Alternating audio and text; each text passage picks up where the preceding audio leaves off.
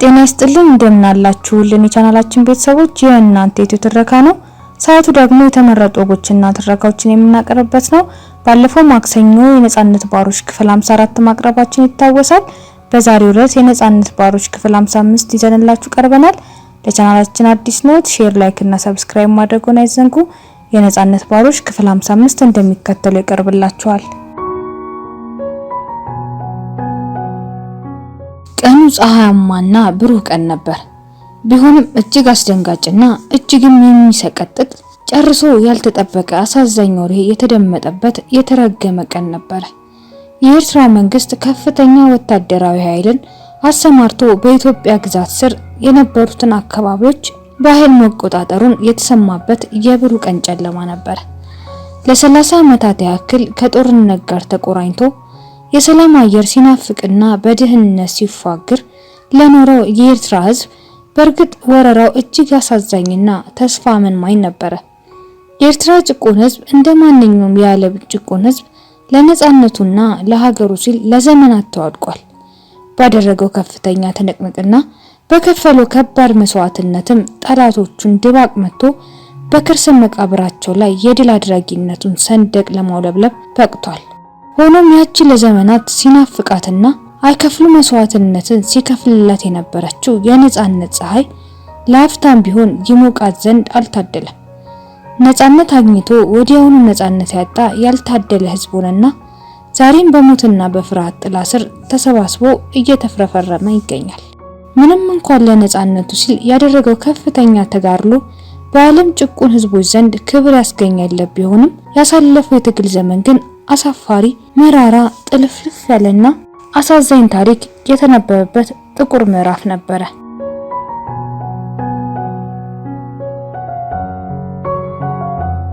አብዛኞቹ ነፃ አውጪዎች ነን ብለው የተነሱት የአመራር አካላት እንደ ጭቁኑ የኤርትራ ህዝብ ታጋይ እውነተኛ የሀገር ነጻነት የሚሰማቸው አልነበሩም።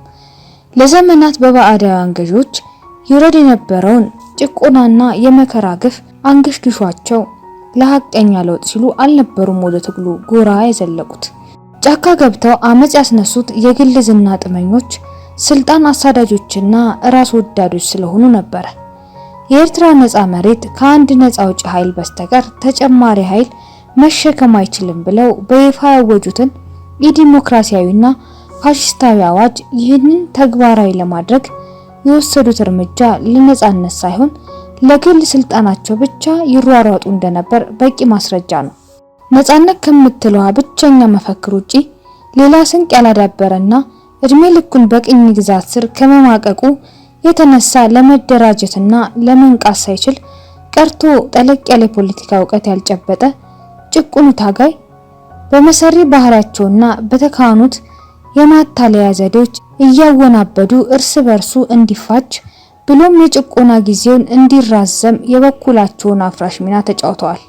ከነሱ ትዕዛዝና አመራር ውጪ የራሱን ፕሮግራም ነድፎ ያዋጣኛል ባለው መንገድ ለመታገል የመረጠ ኃይልን ዲሞክራሲያዊ መብቱ እንደሆነ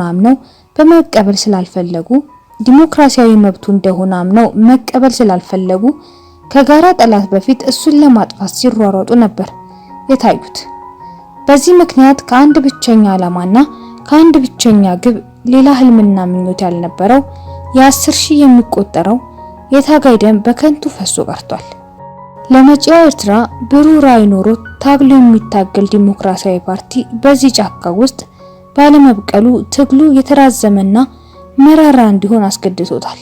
እንግዲህ ይህንን ሁሉ ውጣ ውረድ አልፎ ነው የኤርትራን ፍትሃዊ አመጽ በድል የተጠናቀቀው።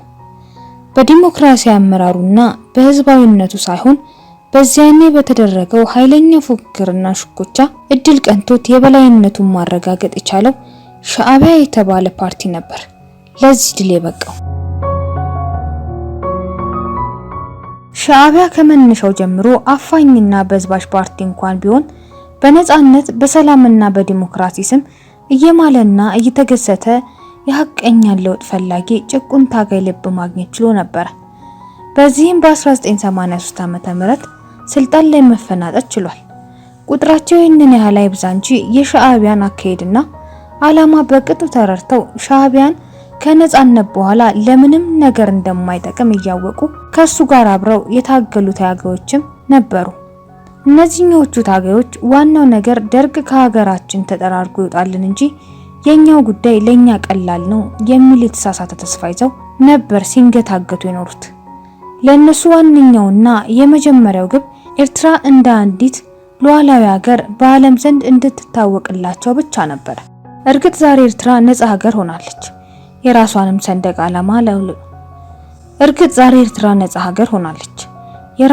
ሰንደቅ ዓላማ ለማውለብለብ በቅታለች። ደርግም ተጠራርጎ ወጥቷል፣ መቃብር ውስጥም ገብቷል። ሆኖም ቀላል ይመስል የነበረው የኛው ጉዳይ ለኛው ቀላል ነው የተባለለት ተስፋ እንደታሰበው ቀላል ሆኖ አልተገኘም። የ30 ዓመቱ የነጻነት ተጋድሎ ለህዝባዊ መንግስትና ለዲሞክራሲያዊ ስርዓት መገንባት ከመጠቀሙ ይልቅ ለባሰ ጭቆናና ለከፋ ብዝበዛ ነው አጋልጦ ያረፈው። ለነጻነት ተብሎ ከተከፈለው መስዋዕትነት ሌላ በሺህ እጥፍ የሚበልጥ መስዋዕትነት የሚጠይቅ ጭቆና ወልዶ ነው ቁጭ አለው። እንዲያውም ሻዕቢያ ከደርግ የከፋ ትግርኛ ተናጋሪ ደርግ ሆኖ ነው የተገኘው።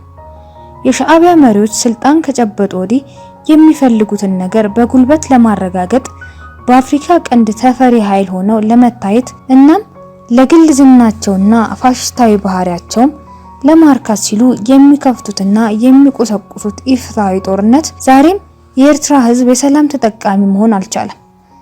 ከእንደነሱ ያለ ከጭቁን ህዝቦች ተፋቅሮ ተከባብሮና በጋራ ጥቅም ላይ የተመሰረተ ፍትሐዊ ግንኙነት መስርቶ በሰላም አብሮ መኖርን ሲያልም የኖረው የኤርትራ ህዝብ በሻዕቢያ የተሳሳተ የውጭ ፖሊሲ ምክንያት ከሁሉም ጎረቤቶች ጋር ሆድና ጀርባ ሆኗል።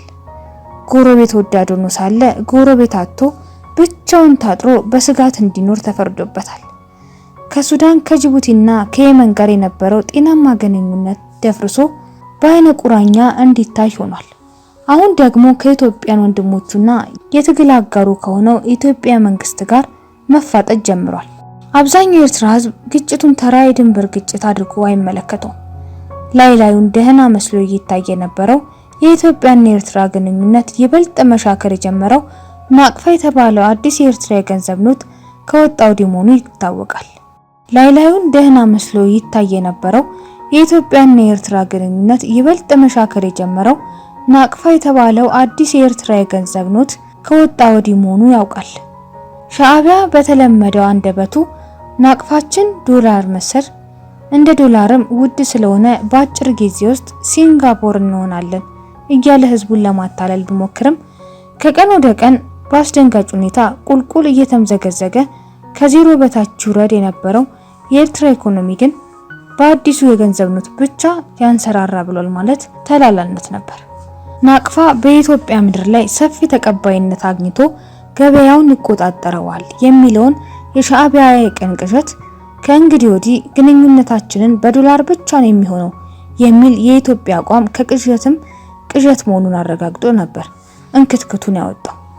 ይህ ህዝባዊ አመጽ እንዳይስፋፋና ፈንድቶም እንዳይጠራርጋቸው የፈሩት የሻዕቢያ አመራር አካላት የስልጣን እድሜያቸውን ለማራዘም አንድ አስከፊና አስፈሪ የሆነ እርምጃ ለመውሰድ ተዘጋጁ።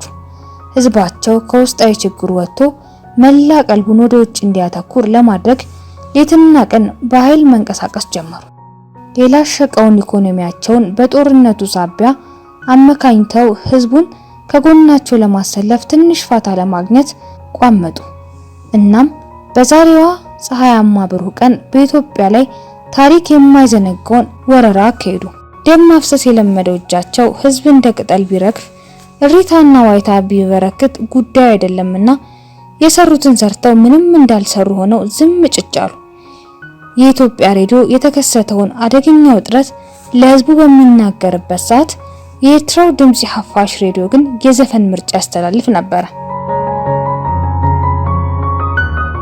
በኢትዮጵያ ሬዲዮ የተደመጠውን አስደንጋጭ ዜና በቀጥታ ወይም በተዘዋዋሪ በወሬ ደረጃ የሰሙት የኤርትራ ጭቁን ህዝቦች በአንድ በኩል ሲጨነቁ፣ ሲታመሱ፣ ሲተረማመሱ፣ በሌላው በኩል ደግሞ በመንግስታቸው ምንም ነገር አለመነገሩ በሚያስፈራ ዝምታ ውስጥ ተደናግጠው እንዲቀሩ አደረጋቸው። እውነቱን በትክክል ለማወቅም የወሬ ረሃብ ሞረሞራቸው። በህዝቡ የሚሳለቀው የመንግስታቸው ሬዲዮ ግን በሐዘን ላይ ተቀምጠው ሳለ ጦመ ዜማን ነበር የጋበዛቸው። ጭቆናን ለመደምሰስ፣ ለእውነተኛ ለውጥ፣ ለፍትህና እውነት መሆን፣ ለህዝቦች ብልጽግናና ፎይታ ለ30 ዓመታት ሲታገል የኖረ ህዝብ የማንንም መብትና ነፃነት ሊጋፋ አይችልም። ባርነትና መረጋገጥ ጠንቅቆ የሚያውቅ ራሱ ጭቁን ህዝብ ነውና ራሳቸውን የነፃነት አክሊል ደፍተው የነፃነትና የስልጣኔ ሐዋርያቶች ነን ብለው የሚመጻደቁት ጦረኛ መሪዎቹ ግን ከፍላጎት ውጪ አንዴ ከሱዳን ሌላ ጊዜ ከጅቡቲ ቀጥሎም ከየመን ጋር ሲጋጩትና ሲያዳሙት ቆይተው አሁን ደግሞ በባህሉም በታሪኩም በቅርብም ከሚዛመዳቸው ኢትዮጵያዊ ጭቁን ህዝቦች ጋር ሊያቃቅሩት ለተጨማሪ ጦርነትና እልቂት ሊዳርጉት አሰፍስፈዋል። የበረታ ስጋት ቢያሳድርባቸውም የበረታ ጭንቀት ቢያስጨንቀውም ጥላሸት ለብሶ ዝምታ መርጠዋል። በአምባገነን ፋሺስት ስርዓት እየተደቆሰ የሚኖር ህዝብ እስኪደራጅና ክንዱን እስኪያስተባብር ድረስ የሚመርጠው ብቸኛ ምርጫ ይህንኑ ነውና ወረራው በአንዲት የቅርብ ወዳጅ ሀገር መፈጸሙን የሰማችው ውባ ከተማ አስመራ ክው ብላለች። ወዛታ ገርጥታለች። ሽብርና ድንጋጤ አጥልቶባታል። ትንፋሿ ቁርጥ ማለት ጀምሯል።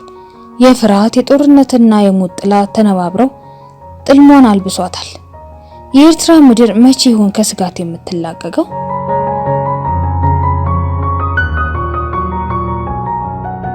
ሰላም አግኝቶ የበለጸገ ህዝብና ሀገር ለሚመኝ አዲስ ህይወት ለሚናፍቅ ህዝብ በዛሬው ዕለት ህይወት ጨለማበታለች። ጭንቅ ያዋጠችው አሳዛኝ አይኖቹ ሽቅብ ወደ ሰማይ አቅንቷል። ሰማዩ ጥቁር የጦርነት ደመና እንዳቆረዘዘ ነው። የኤርትራ ምድር መቼውን የሰላም አየር የምታጣጠመው? ጎርሶ ያልጠገቡ ልብሳቸውን ያልቀየሩ ተረከዞቻቸው በንቃቃት ተከፋፍቶ በባዶ እግራቸው የሚሄዱ ጉስቁል ወጣቶች ይሉትን ያደርጉትን የሆኑትን ይይዙትን አሳጥቷቸዋል። ተወልደው እስኪያድጉ አድገውም ትዳር እስኪመሰረቱ ድረስ የተኩስ ድምጽ አልተለያቸውም። ጦርነቱ ከተቀሰቀሰ በግንባር ቀደምነት የሚማገዱ እነሱ ናቸውና ስጋት በርትቶባቸዋል።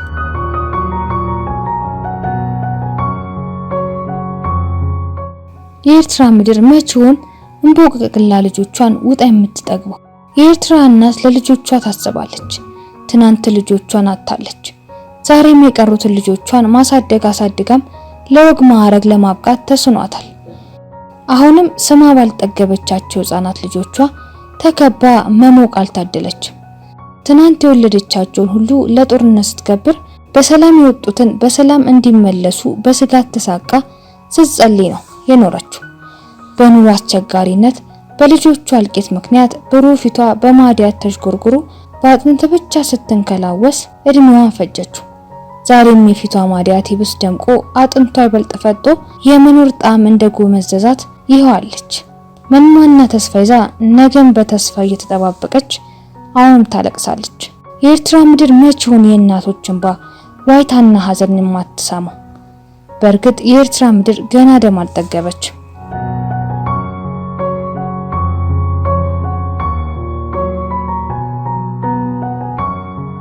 የነጻነት ባሮች ክፍል 56 ሳምንት ማክሰኞ ምሽቱ 2 ሰዓት ላይ ይቀርብላችኋል። አብራችሁን ስለነበራችሁ እያመሰገንን እስከ ሳምንት መልካም ሳምንት